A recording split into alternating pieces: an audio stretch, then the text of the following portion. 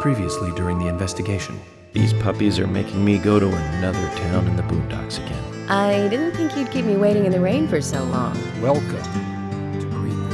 I'm the sheriff, George Woodman. Call me George. There's definitely something in this town. Do you feel it, Zach? My coffee warned me about it.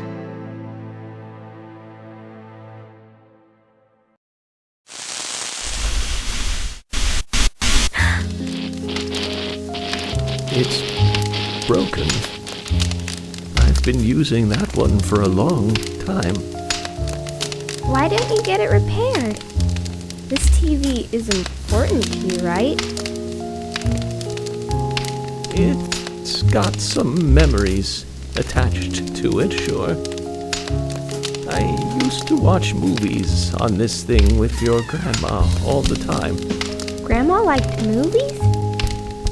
Of course she did. Everyone loves movies, right? I love movies too. I've never been to a movie theater though.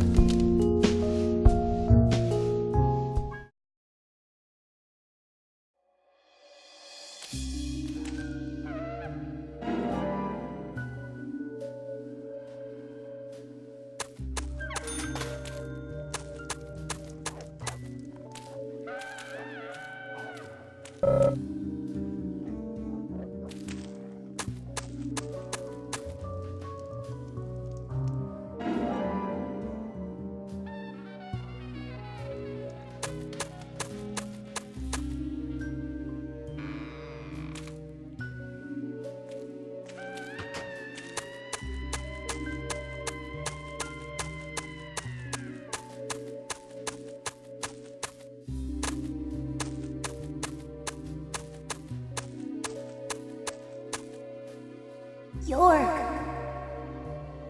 York!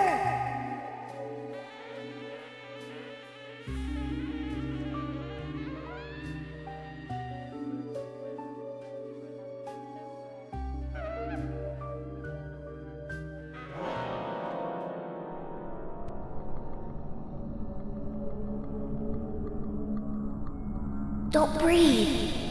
Hold your breath. They can't see you if you hold your breath. Hurry! Like this! Cover your mouth!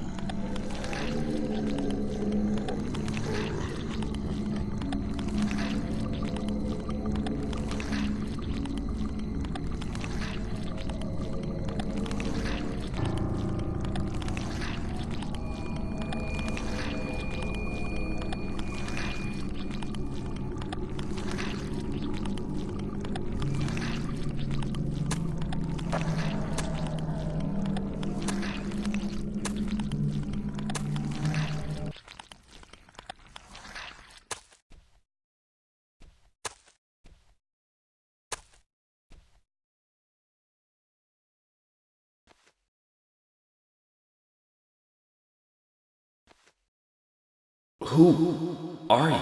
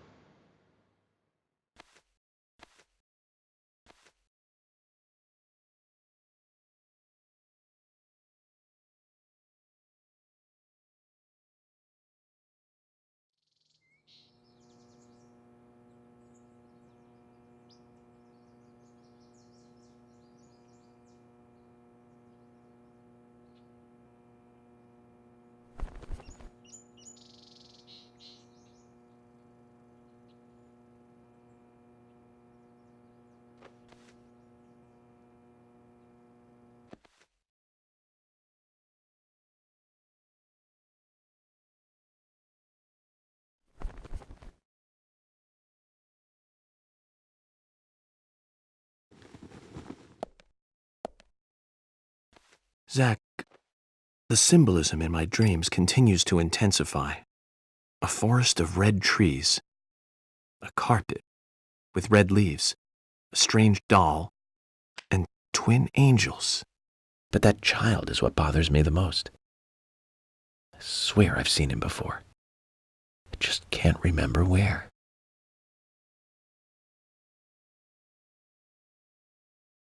Well, it'll probably come back to me eventually. For now, we need coffee.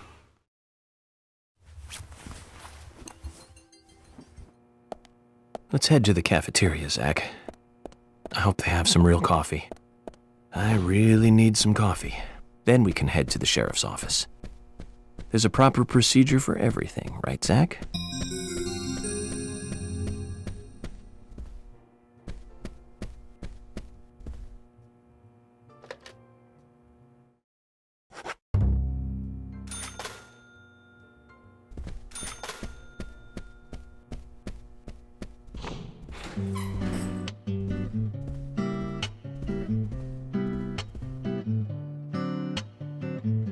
Good morning, Mr. Morgan. Your breakfast is ready for you.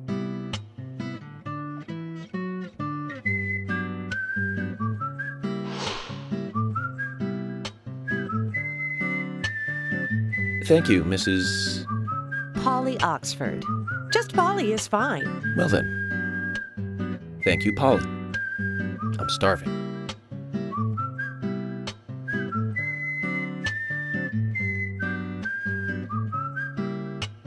Is everything all right, Mr. Morgan? Yes, it's delicious, Polly. My compliments to the chef. I'm hoping my cooking will bring back repeat guests. Honestly, though, it's been a while since anyone has stayed here. I couldn't help but notice. Aside from you and me, there seems to be no other guests or workers around. What's that? The salt's in that white shaker there. Thank you. I was wondering if there were any other guests or workers here. Oh, no one else. My husband and I used to run this place, but he's in heaven now. You've been working here alone since then. Must be hard by yourself. Oh my, we're all out of pepper. I'm very sorry. It must be difficult to run a hotel by yourself. Well, yes, I suppose. I could just live on my pension. But I have to admit, running a hotel is kind of like a hobby of mine. That's nice. Polly, it might help to hear you better if you could sit a little closer. Oh my, Mr. Morgan, you're embarrassing me. So early in the day, too. I think I'm a little too old for you. And I still love my departed husband. May God rest his soul. I appreciate the invitation, but I'm fine over here. Polly, I can hardly hear you from all the way over there. You're exaggerating. This is fine. It won't do to be all clumped together with such a large table and cafeteria. We have to make use of all this space. Now tell me, that wound on your face, what happened? Let's just say I had some trouble during the last case I was working on. I'm sure it'll heal. It's just a flesh wound. Oh my, well, there's no need to be the tough guy here. I want you to be able to relax here. I've prepared a special room for you. A famous rock star once stayed in the same room, you know. Really? I feel honored. If you need anything at all, just let me know. I'll help you out in any way I can. Zach, the lady is offering to help. Do you want to ask her about the town? What is it, Mr. Morgan? Oh, nothing. I just said that these bacon and eggs are the very best I've ever tasted. Oh, really? You flatter me again. Well, Mr. Morgan, I'd better start cleaning up. You just take it easy. I'll bring your coffee out in a moment. Thank you, Polly. I have to warn you, though, I am very particular about my coffee. The very best you have, please. I understand. I'll be right back with it.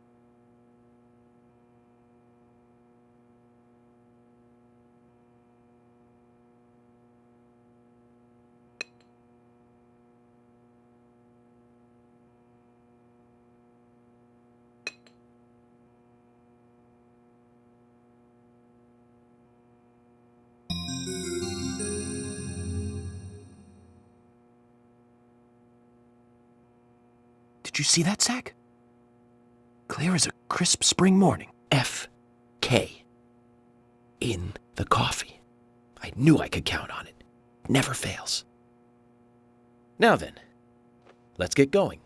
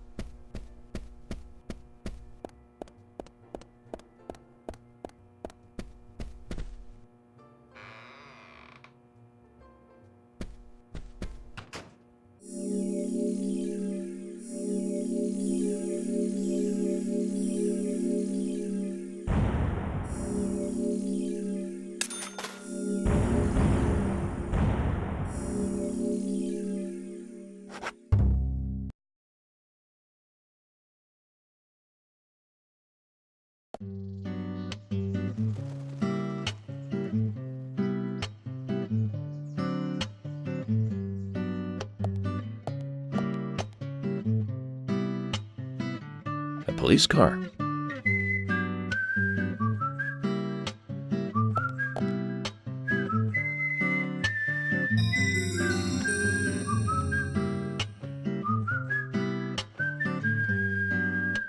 So we have King George to thank for preparing a car for me. A pleasant surprise, eh, Zach? Let's take it for a spin.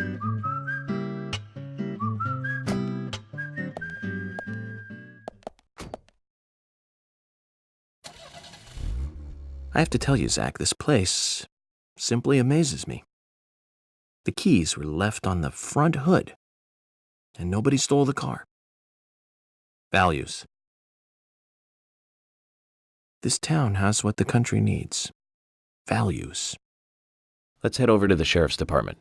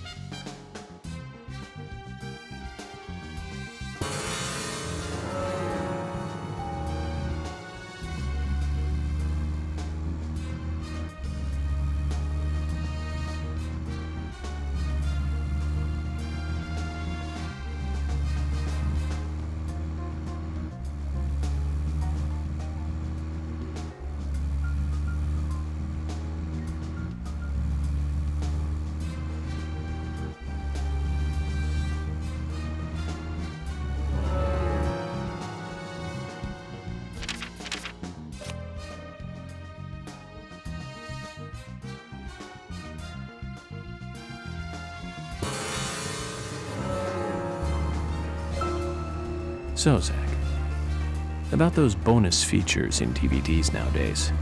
You know, the ones from the 80s have almost no bonus material. Even if they do, it's a trailer and the visual quality is pretty bad. Well, that visual quality is a good reminder of those days. So many new audio and visual appliances were coming out back then. Do you remember the first video deck we bought? We bought it to record one of the Star Wars movies on TV. And remember when that video store opened, we spent hours there, just trying to find a good movie to rent. There weren't that many to choose from back then. I remember renting some really bad ones after reading those back cover taglines. Hey, remember? Attack of the Killer Tomatoes? Filmed in 1978. Produced, directed, written, and edited by John DeBello. It was really awful, but for some reason I still remember it pretty well. It had so many sequels, and the original was re-released in '95. The 87-minute-long theatrical release bumped up to a whopping 90 minutes. But that was around the time I joined the Bureau. I never have a chance to see it. I know, Zach. Once this case is over, we can watch it together. I bet we can buy a copy on the internet pretty easily.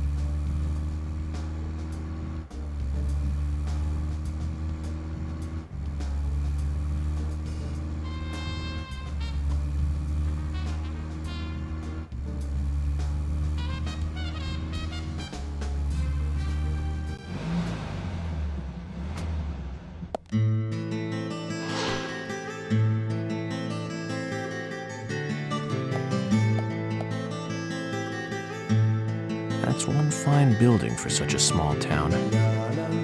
The exterior woodwork is spectacular. Don't you agree, Zach?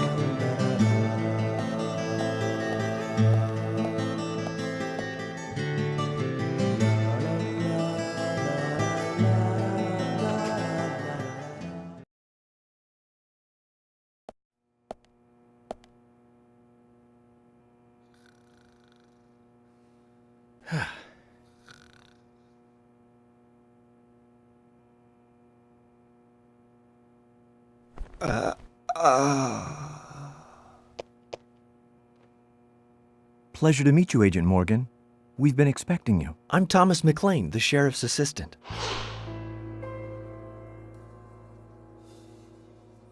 FBI Special Agent Francis York Morgan. Please just call me York. It's what everyone else calls me. Very well then, Agent York. I believe I owe you a thank you for retrieving my belongings from my car. Thanks. Oh, no, just doing my job.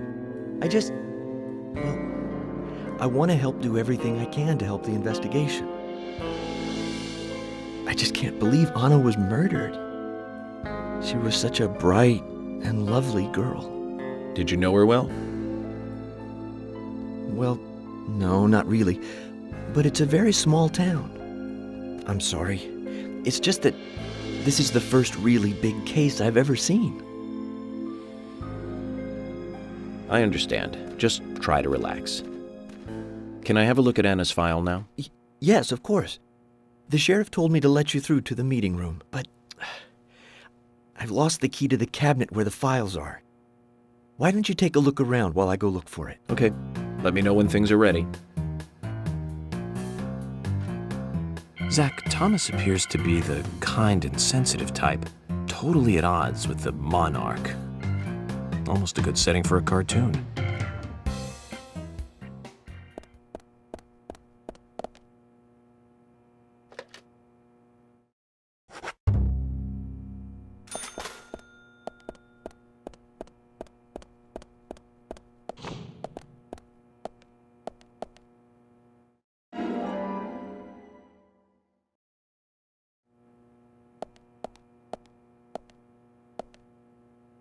Zach, there's a name written on this dumbbell. Arnold. I haven't met anyone by that name yet. Could it be the owner of this dumbbell? What do you think, Zach?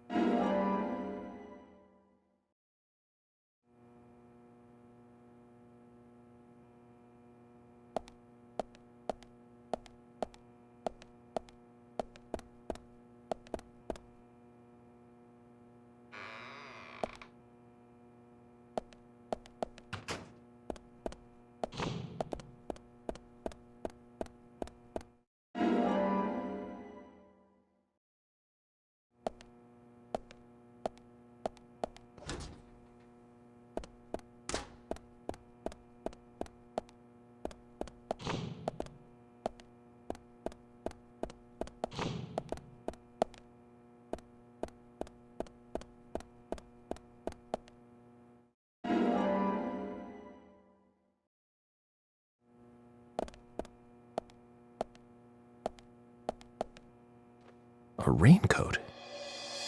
Doesn't look like it's been used much, even though it rains here pretty often. What waste of nice fabric, eh, Zach?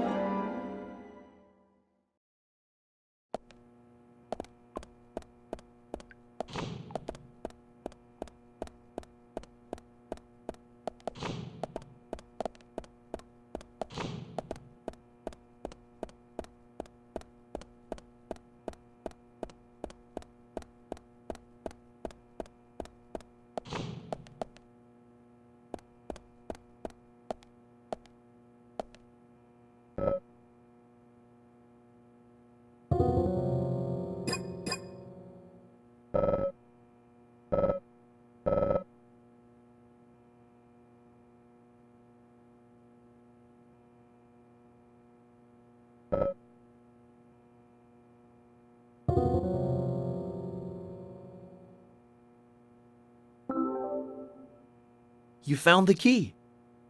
I think so. Is this it?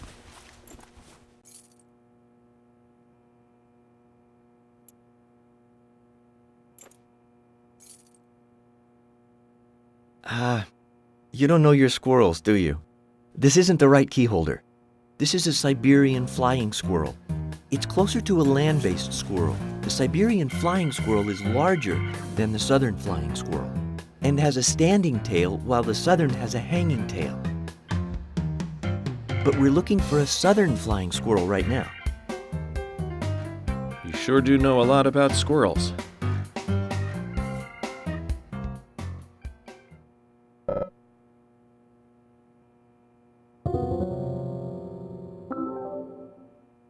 You found the key.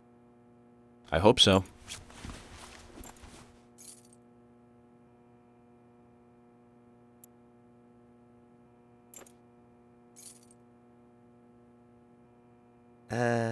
No.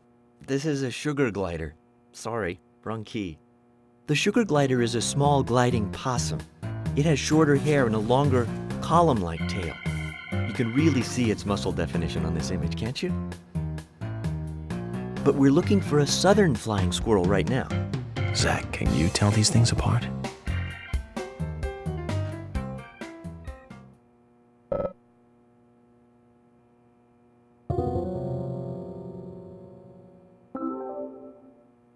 You found the key.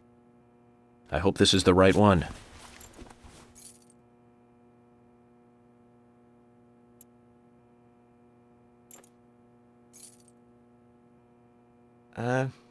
You found a Siberian chipmunk this time, have you?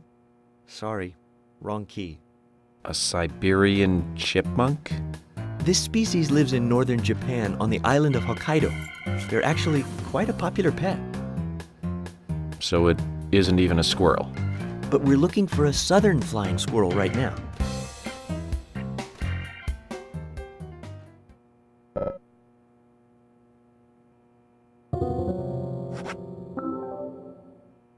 You found the key. That's the right one?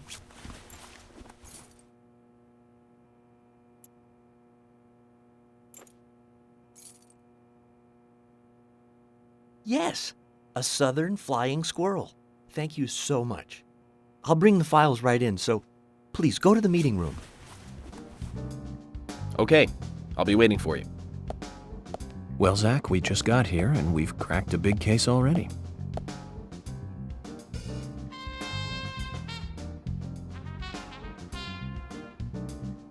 The victim's name was Anna Graham. Age 18, she just recently graduated from high school this year. Her dream was to move out to the city and become a model. But for the time being, she was working in the A&G diner here in town. She lived with her mother, Sally. Anna's father died in an accident in the lumber mill when she was a child. Her mother is unemployed and lives on the insurance money from her husband's accident. After all, it's a small town with a low cost of living. Financially, they seem to get by fine, and they led normal lives. A normal life is exactly what a curious teenager doesn't want. It's all starting to make sense, Zach.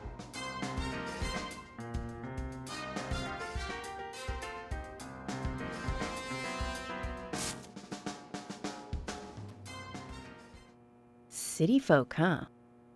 No, I take that back. All of them can't be as bad as him, and some should have better manners. Huh. This is a good biscuit. I've never tasted a biscuit this delicious. Where in town can I get these? Well, actually, I baked them myself. That's amazing. What are you doing in law enforcement? I'm very particular about biscuits, I'll have you know. The balance of milk and butter you've achieved here. Oh, my. Agent Morgan, the autopsy's ready. You are welcome to accompany me to the Greenvale General Hospital. Emily, you come too. Thomas, stay here and tidy up these files. Yes, sir. We're going to use the car outside. Let's get going. You might think this is just a small-town police investigation, But our inspections are thorough and solid. I'm hoping you won't slow us down.